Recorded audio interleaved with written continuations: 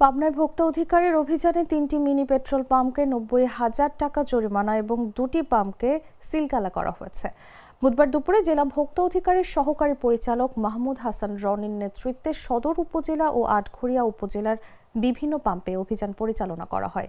অভিযানে নেতৃত্ব দেওয়া ভোক্তা অধিকারের সহকারী পরিচালক মোহাম্মদ মাহমুদ হাসান রনি জানান, জেলার সদর উপজেলার আরিফপুর এলাকায় বাংলা স্টারের অবৈধ মিনি পেট্রোলিয়াম এজেন্সিকে 50,000 টাকা জরিমানা এবং আটঘরিয়া এক দন্ত বাজারে বিসমিল্লা মিনি পেট্রোল পাম্প ও ফুয়াদ এন্টারপ্রাইজের মিনি তেল পাম্পকে 20,000 টাকা করে মোট 40,000 টাকা জরিমানা করা হয়।